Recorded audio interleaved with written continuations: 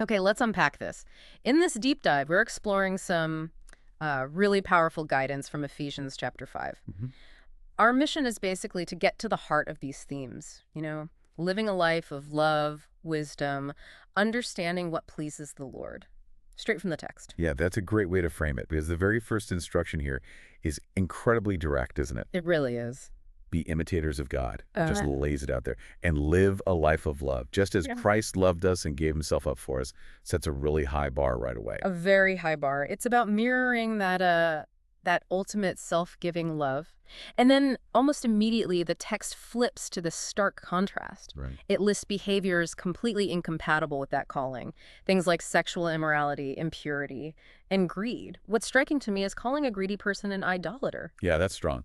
Connecting greed with idolatry, I mean, it shows just how seriously the text views misplaced trust or affection. Exactly. These things, along with obscenity, foolish talk, coarse joking, he calls them improper for God's holy people. Not just sort of frowned upon. No, not at all. It says they actually disqualify someone from having any inheritance in the kingdom. Mm. And the alternative, it's pretty simple. Thanksgiving. So it demands a complete turnaround, a transformation. The text really hammers this home, saying, you were once darkness, but now you are light in the Lord. Live as children of light. Okay, but what does that mean practically? How do we live as light? Well, living as light produces results, right? Like fruit.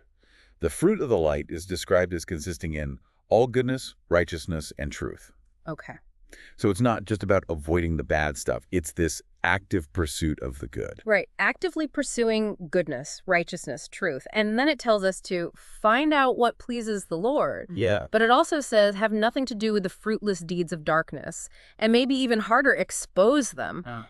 How do you do that without just sounding judgmental? That's a fair question. I think the text gives a clue when it says everything exposed by the light becomes visible. Light just reveals. Yeah. It shows things for what they are. Maybe it's less about pointing fingers and more about letting truth and goodness shine, And that connects to that really powerful line. The wake up, oh sleeper one. Exactly. Wake up, O sleeper, rise from the dead, and Christ will shine on you. It feels like a call out of, spiritual sleep. Yeah, an awakening. And that idea flows nicely into the next part about living wisely. Wisdom. The call is clear. Live not as unwise, but as wise. How?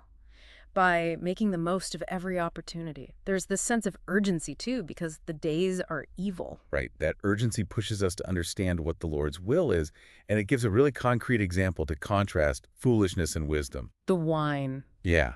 Do not get drunk on wine, which leads to debauchery. That's pointed out as the unwise path. So the wise path is? To be filled with the Spirit. Okay, and what does being filled with the Spirit look like according to this? It paints a picture, doesn't it? Speaking to each other with psalms, hymns, and spiritual songs. Right, music and singing. Singing, making music in your heart to the Lord, and just having this baseline attitude of always giving thanks. It's this vibrant, outward-flowing life. Overflowing into worship and community, which naturally leads into how all this, the wisdom, the Spirit-filling, affects our relationships. Absolutely, and the foundation for that is really interesting. Submit to one another out of reverence for Christ.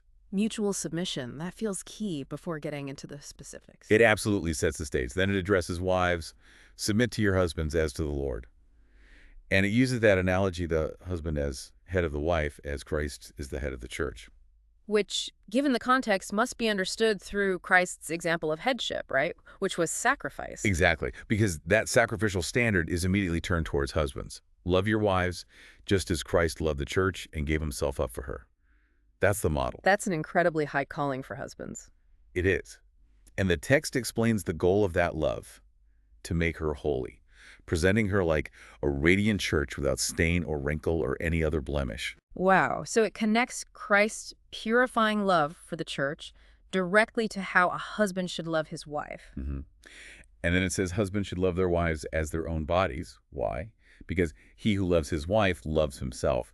It pulls in that one flesh idea from Genesis, Right. but then it adds this layer calling it a profound mystery, but stating it refers chiefly to Christ and the church. So this very human relationship, marriage, is meant to be like a living picture of this huge mystery between Christ and the church. It's quite something. It really elevates the whole thing, doesn't it? And the section kind of wraps up by summarizing the husband's call is love, like loving himself, and the wife's is respect. So pulling it all together, what are we seeing here? There's this call to imitate God through love, live as light, turn from darkness. Right, and expose it, living wisely, making the most of time. Being filled with the Spirit, which comes out in worship and gratitude. And then applying all of that within relationships through mutual submission, sacrificial love, and respect, all reflecting that deeper Christ Church reality. Yeah. It leaves you thinking, though. In our world today, which often seems to, well, run counter to these ideas, what does it practically look like for you listening now to really live as a child of light? That's the question, isn't it? How do you embody that goodness, righteousness, and truth when it's not always easy? Definitely something to reflect on as you go about your day.